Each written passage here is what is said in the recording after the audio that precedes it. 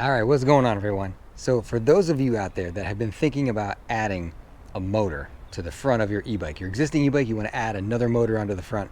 I've done it, right? I put the direct drive motor on there on my Citizen Cycle bike, and it worked pretty well, actually. I didn't have really much trouble at all with it. A little bit of wobble in it, but I think that was from the weight distribution on the bike. But I decided, if you follow this channel at all, you know I've been working on the Citizen Cycle bike 3.0, and I wanted to change that front motor to a geared hub, a 750 geared hub, so it would have a lot more power and torque, right?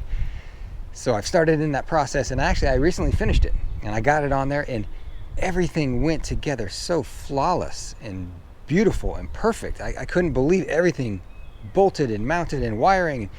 It was amazing. I finished the bike. I finished Citizen 3.0, and I was going for, better looks, lighter weight, more power. I got all that. And I went out and I test rode it, and I destroyed it in 10 minutes. Totally destroyed it. And I wanted to make this video to show you what not to do, I guess. So here's a little bit of how that went down. I am walking home. I was e-biking, and now I'm walking home. We had a catastrophic failure on the Citizen 3.0. I was out on my maiden voyage. I was so excited to take it out and ride it. And I rode it around for like 10 minutes. It was fine. And then as I thought might happen, my concern came true. I just completely broke the front wheel clean off the bike. Broke the forks. It couldn't handle the torque of that 750 motor. And they just ripped out of the dropouts. Broke the dropouts. Broke the torque arms. Couldn't take it, couldn't handle it. So now we walk. Oh, and I just destroyed like a $260 pair of forks. But this is why I do this stuff. So you guys don't make the same mistake that I just made and waste almost $300. And hopefully I didn't break the motor. I mean, I came to like a stop, and I tried to go again, and the whole front end just exploded off. And yeah, broke the whole wheel clean off the bike, unplugged the motor, and just ripped through everything, totally destroyed it. So Citizen 3.0 is going to be slightly delayed. I have a backup set of forks, actually. So I'm going to try the backup set too and see if the same thing happens. I mean, the original Rad Rover forks I took off, they were fine with that, the direct drive motor, because that thing doesn't have any torque. Ah, man, the 750 geared hub has a lot more torque, and it just ripped straight through everything. I wish I would have been wearing the GoPro, but I was just doing the test ride to see if the thing even worked. I'm going home to get my truck, and we're gonna go rescue the mistress, the Citizen bike, and bring it back to the workshop and get back to work. I'm a little disappointed. Well, I'm a lot disappointed because it was so amazing looking. I'm gonna have to come up with a new plan for the forks, because the forks, they just weren't tough enough. So let me get my truck, and then I'll show you what happened. We made it. Oh boy, there she is. There is the destroyed. Oh gosh. Down and out of commission. Oh man. But it's I got a video of right when it happened. I went to take off, and the front wheel literally just flew off, and then the forks just went down, hit the ground. And I was left sitting on the seat, holding the handlebars with no front wheel on the bike. So I just laid her down here and headed for home. But you can see it's definitely got a new look to it. I was hoping to unveil it in much better condition. But I got to get it out of here. I'm at like an elementary school. I was just in the parking lot. I pulled in here to just stop and talked to the wifey on the phone for a second, and went to go again, and boom, done. So here, I'll get a close-up on the fork so you can see what happened. It just I mean, just ripped the dropout clean off. Just totally destroyed the dropout. Here's the piece of it. I mean, this is supposed to be on here like that, and it just annihilated it. It broke through.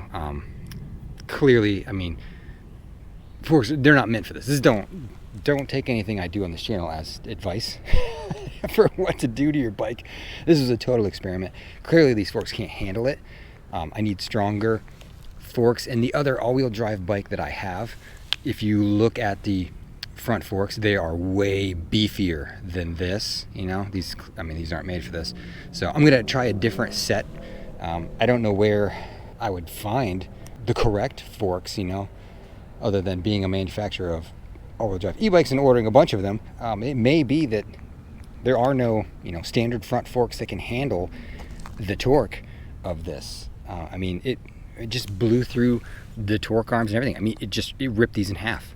These little hose clamp things. Somebody was telling me, oh yeah, those will be fine. It just ripped through them completely. Yeah, so we're gonna have to come up with a new plan for Citizen 3.0 and getting this front motor on here. I've got a backup set of forks. Like I said, I'll try those. And I don't know how to reinforce I mean, it broke both dropouts, just snapped them clean off. I don't even know where the other one went. So it's laying here on the ground somewhere. It just snapped them clean off. I don't know how you fix that. How do you remedy that? I mean, it may be that you can't do this with this 750. Oh, there it is. Actually, it's still in there. The piece of the broken dropout's still attached in there. So that's where that one is. There you go. Hope you enjoyed. I wish I was wearing my GoPro when it happened, but it just, yeah, this was literally the first ride, the very first test. You know, I wanted to do the simple test before I do the real test, and it couldn't pass the simple test. I mean, it destroyed a couple like steep hills I was climbing, and I ran it up to, you know, maybe 20 mile an hour or so, and did some hard pulls off the line. It had a ton of power, but man, and that must have been just weakening that dropout more and more every time I did a pull on it. And then, man, that last time I hit the throttle, boom, bye-bye front wheel. That was freaking hilarious. I must have looked like a complete bozo when that happened, but luckily there was no one around to see it happen. But man, I wish I was recording it for you. But yeah, so Citizen bike down and out at the moment. I will hopefully get a functioning version of all-wheel drive with the geared hub on the front. If someone knows a fork that can handle that, let me know. Let me know where to buy it. I don't care what it costs. I will buy it. I need one with stronger dropouts, big beefy dropouts. I'll try to get a shot of that other bike I've got with the stronger dropouts on it, so you can see what I'm talking about. So as you can see, this Citizen bike right now is in pieces, and it is still a work in progress, trying to figure out how to get that 750 geared motor onto the front without destroying the bike. I need heavier duty forks. That's what I can tell you right off the bat from this experiment is no regular bicycle fork is going to cut it.